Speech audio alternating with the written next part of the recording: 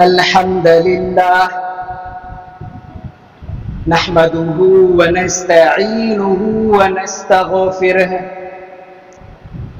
ونعوذ بالله من شرور أنفسنا وسيئات أعمالنا من يهده الله فلا مضل له ومن يضلل فلا هادي له وأشهد أن لا إله إلا الله وحده لا شريك له وأشهد أن محمدا عبده ورسوله أما بعد فإن خير الحديث كتاب الله وخير الهدى هدى محمد صلى الله عليه وسلم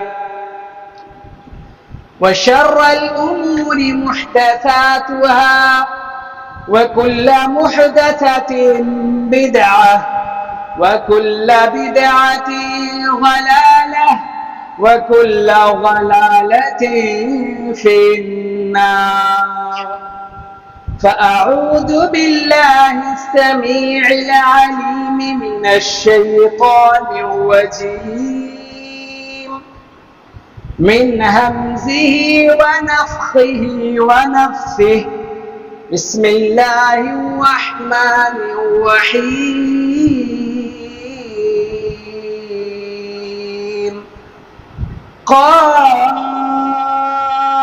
والقرآن المجيد بل عجبوا أن جاءهم منذر منهم فقال الكافرون هذا شيء عجيب أإذا متنا وكنا ترابا ذلك رجع بعيد قد علمنا ما تنقص الأرض منهم وعندنا كتاب حفيظ بل كذبوا بالحق لما جاءهم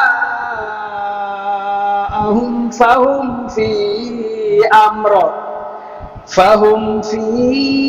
أمر مريج أفلم ينظروا إلى السماء فوقهم كيف بنيناها وزيناها وما لها من فروج والأرض مددناها وألقينا فيها رواسي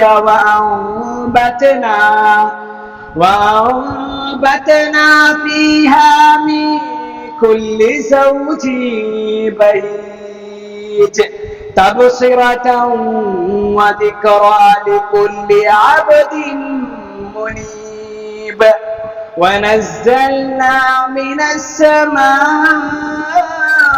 ماء مباركا فأنبتنا به جنات وحب الحصيد والنخل باسقات لها طلع نضيد رزقا للعباد وأحيينا به بلدة ميتا كذلك الخروج كذبت قبلهم قوم نوح وأصحاب الرس وثمود وعاد وفرعون وإخوان لوط وأصحاب الأيكة وقوم تبع كل كذب الرسل فحق وعيد أفعجينا بالخلق الأول بل هم في لبس من خلق جديد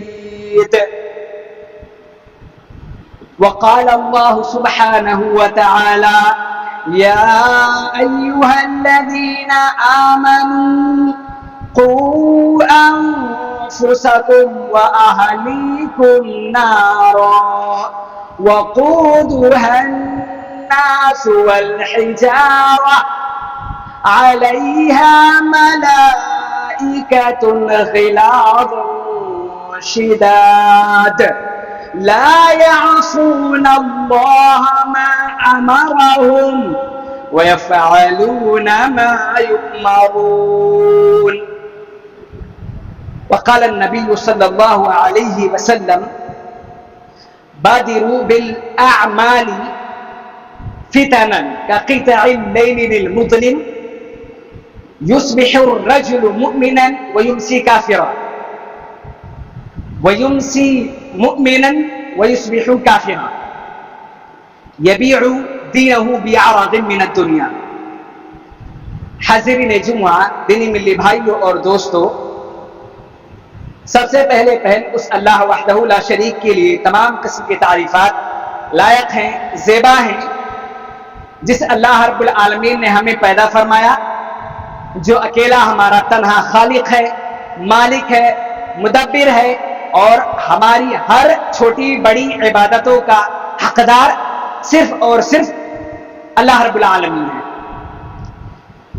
بعدہ بے شمار درود و سلام نازل ہو تمام انبیاء کرام علیہ السلام کے اوپر، خصوصی طور پر ہمارے نبی محمد صلی اللہ علیہ وسلم کے اوپر، جنہیں اللہ رب العالمین نے دونوں جہان کے لیے رحمت للعالمین بنا کر کے بھیجا، اور جنہیں اس بات کا حکم دیا کہ وہ ہمیں ہر وہ طریقہ بتائیں کہ جس طریقے پر عمل کر کے ہم اللہ تعالیٰ کے محبوب ترین بندے بن سکیں، جنت والے اعمال کر سکیں اور جہنم سے اپنے آپ کو بچا سکیں. حاضرین جمعہ، آج میں آپ لوگوں کے سامنے جس موضوع کے تحت کچھ باتیں عرض کرنا چاہتا ہوں وہ ہے فتنوں کے دور میں ہم اپنے ایمان کی حفاظت کیسے کریں. ہمیں جو ایمان کی دولت اللہ پاک نے عطا فرمائی ہے تو اس کی حفاظت ہم کیسے کریں. لیکن اس کے پہلے کچھ چیزیں یہ بھی جاننی ضروری ہیں کہ جس طرح سے ہمارے اوپر یہ فرض ہے کہ ہم یہ عقیدہ رکھیں کہ اللہ ایک ہے، جیسے ہمارے اوپر یہ فرض ہے کہ اللہ کے نبی صلی اللہ علیہ وسلم ہمارے نبی ہیں. اس کے علاوہ کئی ایسی چیزیں ہیں جن کے اوپر ہمارا ایمان لانا فرض ہے. انہی ایمان لانوں میں سے یا انہی ایمان لانے والے چیزوں میں سے ایک چیز کیا ہے؟ ہمیں اس بات پر بھی ایمان لانا ہے کہ اللہ رب العالمین نے ہمارے اوپر جس طرح سے نماز فرض کیا ہوا ہے، اپنی عبادت فرض کیے ہوئے ہیں، اپنی دوسرے اعمال کو کرنے کی ذمہ داری ہم کو سونپ رکھی ہے، ایسے ہی ہمارے اوپر ایک اور عمل جہنم سے نجات حاصل کرنا یہ بھی فرض کر رکھا ہے. جہنم سے بچنا یہ کوئی آپشنل چیز نہیں ہے کہ آپ کا من کرے تو آپ بچیں، نہیں تو نہیں بچیں. نہیں، ہمارے اوپر ایک مومن بندے کے اوپر یہ فرض ہے کہ وہ اپنے آپ کو اس جہنم سے بچنے کی جتن کرے، بچانے کی جتن کرتے رہیں. اب اس جہنم سے بچنے کے لیے آپ کو کیا کرنا ہے؟ اس میں سے دو طرح سے ہم اپنے آپ کو جہنم سے بچاتے ہیں. ایک تو وہ عمل، اچھا اس سے پہلے یہ جان لیں کہ کیوں ہم جہنم سے بچنا چاہ رہے ہیں، کیا ضرورت ہے ہم کو جہنم سے بچنے کی؟ اس لیے کہ اللہ رب العالمین نے قرآن مجید میں ارشاد فرمایا یا ایھا الذین آمنوا، اے وہ لوگوں جو ایمان لائے ہو. اب یہاں سے وہ تمام کے تمام لوگ جو بے ایمان ہیں، جو کافر ہیں، جو مشرک ہیں، جو منافق ہیں، یا مسلمانوں میں ہی نادینیت کے شکار ہیں، بدین ہیں، صرف برائے نام عید اور بقرعید اور جمعہ کی نماز پڑھنے آتے ہیں، ایسے لوگوں کے لیے خطاب نہیں ہے. مومن بندہ وہ ہوتا ہے جو ہر لمحے اپنی سانسوں میں بھی اللہ رب العالمین کو یاد کر رہا ہوتا ہے. تو یہ خطاب اس بندے کے لیے ہے جو اپنے آپ کو اللہ کا مومن بندہ سمجھ رہا ہوتا ہے. یہ اس کے لیے نہیں ہے جو اپنا نام خالی رجسٹر کروانے آتا ہے کہ میں مومن ہوں کہنا. اللہ تعالیٰ کیا کہہ رہا ہے؟ اے وہ لوگوں جو ایمان لائے ہو، قوا انفسکم، اپنے آپ کو بھی بچاؤ. اور صرف اپنے آپ کو بچانے کے لیے نہیں کہا، وہ اہلیکم، ساتھ ہی ساتھ اپنے اولادوں کو بھی بچاؤ۔ مسئلہ یہ ہے کہ ہماری اتنی اوقات نہیں ہے کہ ہم اپنے آپ کو جہنم سے بچا سکیں تو اپنی اولادوں کو کیا خاک بچا پائیں گے؟ ہمیں جب اپنے آپ کی فکر نہیں ہے کہ ہم اپنے آپ کو جہنم سے بچا سکیں گے نہیں، تو اپنے اولادوں کو کیا بچا پائیں گے؟ بہرحال کس جہنم سے بچانے کی نعرہ، جہنم سے بچاؤ۔ کون سی جہنم ہے یہ؟ وقودها الناس والحجارہ۔ دنیا میں ہم آگ جلاتے ہیں تو کبھی ہم لکڑی کا استعمال کرتے ہیں، کبھی ہم کوئلے کا استعمال کرتے ہیں، کبھی ہم آج کل جو گیس کا استعمال کر رہے ہیں، کوئی اور بھی طریقہ آنے والے دن میں ایجاد ہو سکتا ہے، لیکن اللہ رب العالمین جس جہنم سے بچنے کے لیے ہم کو کہہ رہا ہے، وہاں کا ایندھن، وہاں کی لکڑی، وہاں کا کوئلہ، وہاں کے گیس کو کون ہوں گے؟ انسان، ہمیں جیسے انسان ہوں گے۔ وقودها الناس والحجارہ، اس کا ایندھن، اس میں جلنے والے، اس کا آگ بننے والے انسان اور پتھر ہوں گے۔ صرف اتنا ہی نہیں، اس میں جب سزا کے لیے اللہ رب العالمین لوگوں کو ڈالے گا، وہاں سے بچنے کی کوشش بھی کریں گے تو اللہ رب العالمین علیہا ملائکۃ غلاظ شداد لا یعصون اللہ ما امرهم، صرف جہنم میں ڈال نہیں دے گا، داروغے متعین کر دے گا۔ اس جہنم کے اوپر اللہ رب العالمین ایسے فرشتوں کو جو جلاد صفت کے ہوں گے، جن کے پاس رحم دلی نام کی کوئی چیز نہیں ہے، ان فرشتوں کو اللہ رب العالمین وہاں پر مقرر کر دے گا، اور جو بنا ذرہ برابر رحم کھائے ہوئے اس میں موجود لوگوں کو سزائیں دیتے رہیں گے۔ لا یعصون اللہ ما امرهم، اللہ نے ان کو جس کام کے لیے مقرر کیا ہوگا کبھی اس سے وہ مخالفت نہیں کریں گے، ان کو سزا دیتے رہیں گے۔ وہ بھیک مانگے گی کہ اپنے رب سے جا کر کے کہ تو ایک دن کے لیے چھوڑ دے۔ فرشتے کہیں گے جو وہاں پر جہنم میں داروغے بنے رہیں گے، اتنے جلاد قسم کے ہوں گے، تیرے پاس دنیا میں کوئی نبی نہیں آیا تھا، کوئی عالم دین نہیں آیا تھا تجھے بتانے کے لیے کہ یہ عمل کرے گا تو جہنم میں جائے گا؟ جب تو نے اس کی نہیں سنی تو میں تیری کیوں سنوں؟ اس کے بعد ان کی وہ برابر کی سزا والی زندگی، مار والی زندگی، کاٹ والی زندگی، جلانے والی زندگی برقرار ہے۔ وَيَفْعَلُونَ مَا يُؤْمَرُونَ، وہ فرشتوں کی صفت کہ کبھی اللہ تعالیٰ کے حکم کے مخالفت ایک لمحے کے لیے بھی نہیں کریں گے، سیکنڈ سے بھی کمتر جو لمحہ ہو اس لمحے سے بھی کبھی کوتاہی نہیں برتیں گے۔ تو ہمارے اوپر سب سے پہلے یہ فرض ہے، ہمارے عقیدے میں یہ بات داخل ہونی چاہیے کہ ہم اپنے آپ کو بچائیں۔ کس سے؟ جہنم سے۔ ایک تو یہ وجہ ہو گئی کہ ہم جہنم میں اگر گئے تو پھر اس سے نجات پانا، اس کے عذاب سے نجات پانا ہمارے بس کی بات نہیں ہے۔ اچھا، دوسری جگہ اللہ تعالیٰ کیا فرما رہا ہے؟ فمن زحزح، ہمارے یہاں دنیا کے اندر کامیابی کا لیول بالکل اعلیٰ ہے لوگوں کا۔ اللہ تعالیٰ فرما رہا ہے فمن زحزح عن النار وادخل الجنۃ فقد فاز۔ اللہ تعالیٰ کہہ رہا ہے جو بندہ کل قیامت کے دن اللہ کے دربار میں پہنچا اور اس کو یہ سرٹیفکیٹ دیا گیا، بندے تجھے جہنم سے آزاد کیا جا رہا ہے اور یہاں سے آزاد کر کے تجھے جنت میں داخل کیا جا رہا ہے، فقد فازا، اب جا کر کے اس کے لیے یہ قسمت میں لکھا ہوگا اب تیری کامیابی طے ہے، اب تو جا کر کے ایک لگژری لائف جیے گا۔ ہمارے یہاں دنیا میں اے سی کا روم ہو، بہترین سے بہترین فلیٹ ہو، بڑھیا سے بڑھیا کروڑ پتی ہو، بہترین سے بہترین بچوں کی تعلیم دلائی جائے وغیرہ، یہ سب ہمارے لیے بہترین زندگی ہے؟ نہیں، یہ کوئی کامیابی نہیں ہے۔ یہ تو ایسی کامیابیاں ہیں کہ ان کے لیے آپ کو حساب دینے کے لیے اور زیادہ مرنا پڑے گا اللہ کے۔ حقیقی کامیابی یہ ہے، آپ ذرا یہ غور کیجئے کہ آپ اس لائف کے ساتھ کیا جہنم کی زندگی سے اپنے آپ کو بچانے کے لیے تیار ہوئے ہیں؟ ہرگز نہیں۔ ہم جو کہنا چاہ رہے ہیں اصل میں یہاں پر کہ ہمارے اوپر جو چیز فرض ہے، ساری چیزوں کے ساتھ ساتھ ہمیں اس بات کی بھی فکر ہونی چاہیے کہ ہم اپنے آپ کو جہنم سے نجات دے پائیں کہ نہیں دے پائیں، بچا پائیں وہاں سے کہ نہیں بچا پائیں، اور اپنے ساتھ ساتھ اپنی اولادوں کو بھی وہ راستہ بتا پائے ہیں کہ نہیں بتا پائے ہیں کہ بیٹا یہ عمل کرو گے تو جنت میں چلے جاؤ گے، اور یہ عمل اگر کرو گے تو جہنم میں جاؤ گے۔ ہم نے اپنے بچوں کو بچپن سے ہی بیٹھا کر کے ان کے دماغ میں یہ باتیں ڈالنے کی کوشش کی ہوئی ہے، کبھی بدماشی کرتے ہیں لڑائی مت کرو ورنہ ایسا ہو جائے گا، پڑھو لکھو نہیں تو لوگ تم کو پاگل کہیں گے وغیرہ وغیرہ۔ کیا اپنے دل پر ہاتھ رکھ کے بولیے، کیا کبھی آپ نے اپنے بچوں کو، اتنے بڑے ہو گئے ہیں، اولاد والے ہو گئے ہیں، اپنی اولادوں کو کبھی بیٹھا کر کے یہ عقیدہ سکھایا ہے کہ بیٹا جس طرح سے آپ کو اپنی دنیا بنانی ہے اس سے کہیں زیادہ آپ کو آخرت بنانی ہے؟ ذرا یہ غور کرو کہ تمہاری بہترین لائف اسٹائل یا تمہاری بہترین تعلیم کے ساتھ ساتھ تمہارا اپنے رب سے تعلق کیا بچا ہے، تم اپنے رب سے کتنے جڑے ہوئے ہو، تم اپنے آپ کو جہنم سے کتنا بچا سکے ہو، اس کی فکر کرو بیٹا۔ کبھی کیا ہم نے ایسا؟ نہیں کیا ہے۔ ہمارے بچوں کی حالت تو نوز باللہ اتنی بدتر ہے کہ اس کو بتانا ہمارے لیے خود شرم کی بات نظر آ رہی ہے، نوز باللہ۔ بہرحال یہ جو فتنے کا دور ہے، اللہ کے نبی صلی اللہ علیہ وسلم اس فتنے کے دور کے تعلق سے حدیث میں فرماتے ہیں بادروا بالاعمال فتنہ کقطع اللیل من مظلم، اے وہ لوگوں جو مسلمان ہو اعمال کرو اس فتنے کے دور میں۔ کون سے فتنے کے دور میں؟ کقطع اللیل من المظلم، ایسے فتنے کہ ان کے آنے کے بعد ہماری آنکھیں بالکل بلینک پڑ جائیں گی، ہم کو کچھ دکھائی نہیں پڑے گا کہ سیدھا راستہ یہ والا ہے یا سیدھا راستہ یہ والا ہے۔ تو اس فتنے کے دور کے آنے سے پہلے اپنے آپ کو اعمال کی طرف بڑھا کر کے لے کے جاؤ، وہ اعمال جو ہمیں جنت تک پہنچا رہے ہیں، وہ اعمال جو ہمیں جہنم سے بچا رہے ہیں۔ کیوں؟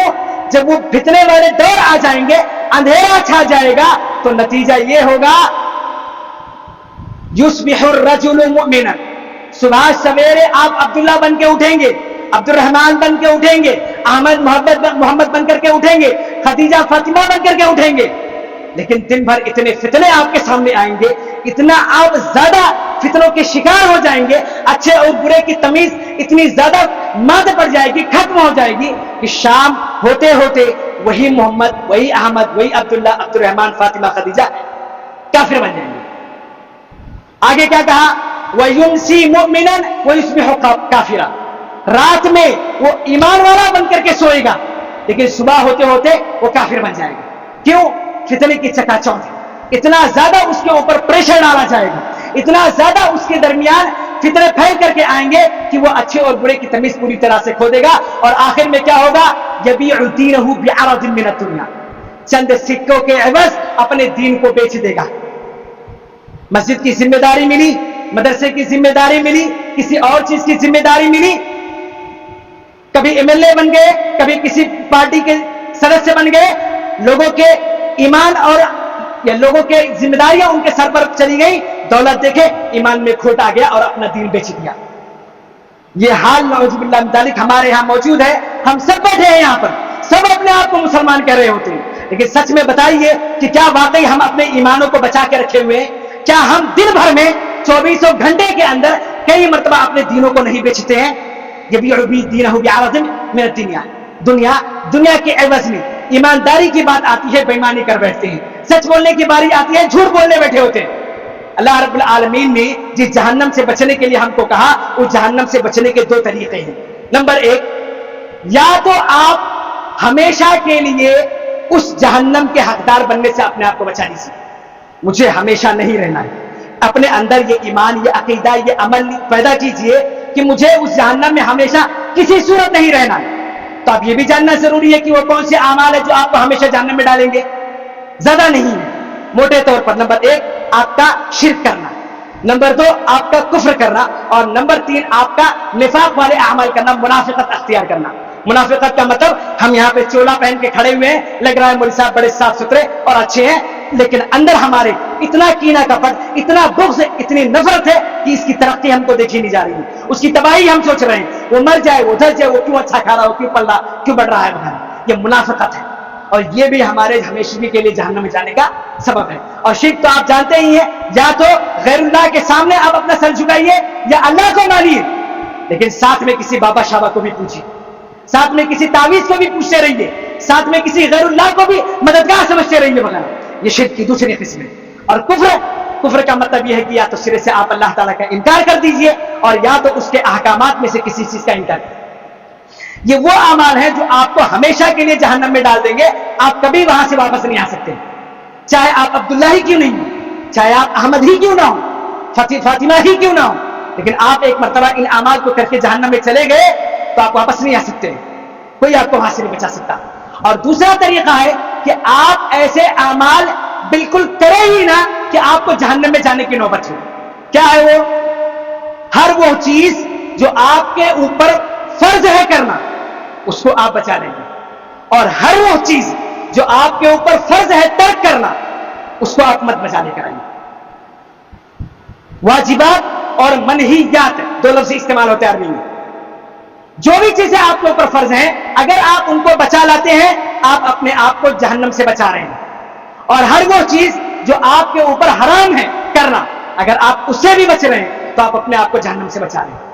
اور اگر آپ نے اپنے اوپر واجب کسی بھی چیز کو ترک کیا، مثال کے طور پر ایک وقت کی نماز، اور ہر وہ چیز جس سے آپ کے اوپر بچنا فرض تھا لیکن پھر بھی آپ نے اس کو کیا، جیسے جھوٹ بولنا، تو اس کے کرنے کے ساتھ ہی، ایک وقت کی نماز چھوڑنے کے ساتھ ہی، جھوٹ بولنے کے ساتھ ہی آپ نے اپنے اوپر اللہ کی جہنم کو واجب کر دیا۔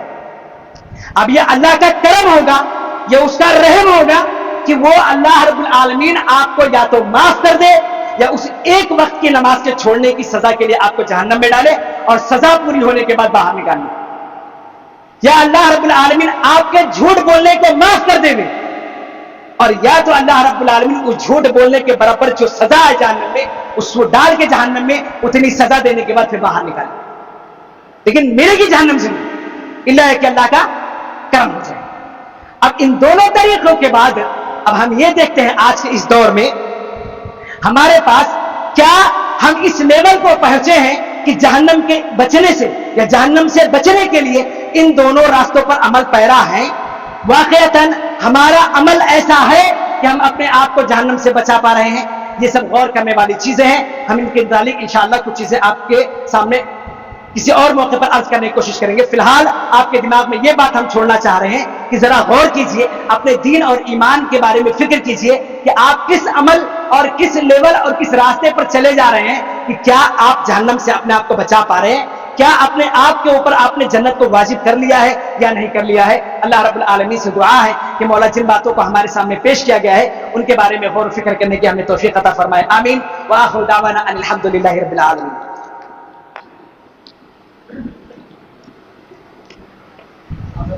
ان الحمد لله نحمده ونستعينه ونستغفره ونعوذ بالله من شرور انفسنا وسيئات اعمالنا، من يهده الله فلا مضل له ومن يضلل فلا هادي له، واشهد ان لا اله الا الله وحده لا شريك له، واشهد ان محمدا عبده ورسوله، اما بعد فان خير الحديث كتاب الله وخير الهدى هدى محمد صلى الله عليه وسلم، وشر الامور محدثاتها وكل محدثه بدعه وكل بدعه ضلاله وكل ضلاله في النار، واعوذ بالله السميع العليم من الشيطان الرجيم، ان الله وملائكته يصلون على النبي يا ايها الذين امنوا صلوا عليه وسلموا تسليما، اللهم صل على محمد وعلى ال محمد كما صليت على ابراهيم وعلى ال ابراهيم انك حميد مجيد، اللهم بارك على محمد وعلى ال محمد كما باركت على ابراهيم وعلى ال ابراهيم انك حميد مجيد۔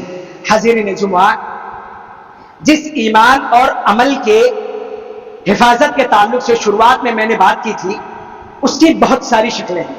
میں فی الحال 3 چیزوں کی طرف آپ لوگوں کی رہنمائی کروں گا مختصر میں، آپ کو اس بات پہ چھوڑ کر کے کہ کیا ہمارے درمیان میں یا ہمارے بیچ میں اس تعلق سے لاپرواہی اور وہاں پر ایمان کی حفاظت برقرار ہے یا جا چکی ہے۔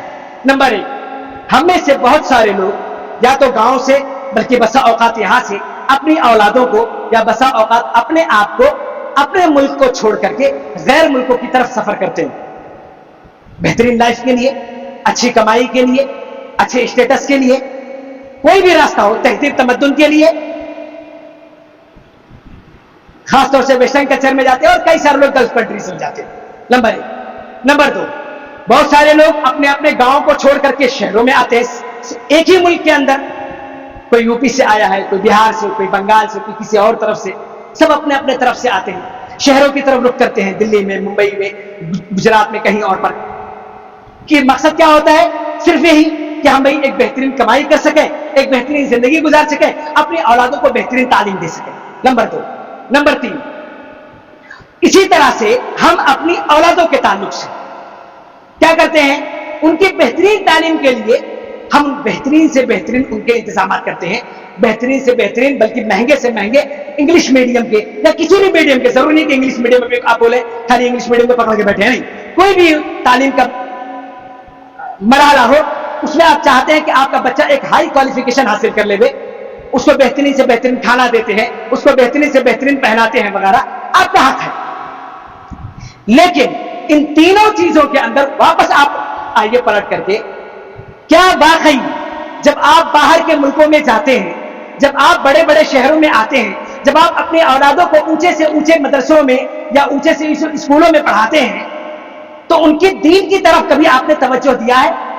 وہ باہر جو کمانے جاتے ہیں، جو شہروں میں کمانے آتے ہیں، وہ جو بچے بہترین سے بہترین مہنگے اسکولوں میں پڑھتے ہیں، ان کو شرم آتی ہے کہ اپنے پینٹ کو ٹخنے سے اوپر رکھ لیں، اتنی زیادہ بددینی ان کے پاس ہے۔ ان کو شرم آتی ہے وہ اپنے چہرے پر داڑھی رکھ لیں، ان کو شرم آتی ہے وہ کبھی اپنے آپ کو یہ بتا سکے کہ میں مسلمان ہوں۔ اور ہماری اور لڑکیاں وہ تو سیدھے کے سیدھے ایک لمحے کے لیے مرتد ہی ہو جاتی ہیں۔ ہم سب کچھ کر رہے ہیں، ساری محنتیں کر رہے ہیں، لیکن کیا ان کے اس دین کی طرف توجہ ہماری ہے؟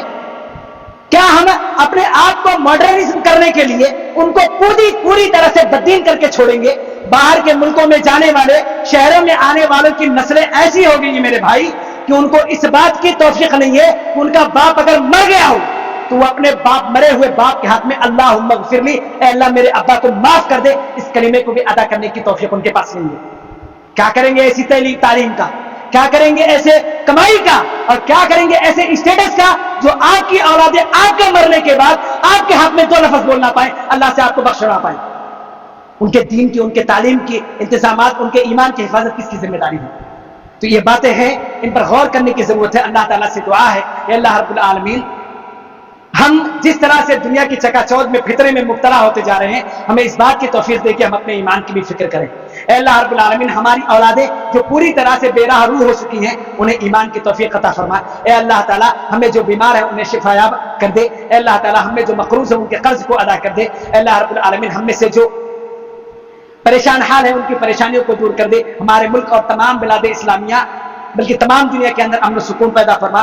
اللہ رب العالمین ہمیں جب تک زندہ رکھ، ایمان اور اسلام کے حالت میں زندہ رکھ، اور جب بھی ہماری وفات ہو ایمان کی حالت میں ہو، ہمیں جہنم اور قبر کے عذاب سے بچا اور آخرت میں جنت الفردوس نصیب کر، آمین۔ وآخر دعوانا ان الحمد للہ رب العالمین۔ السلام علیکم۔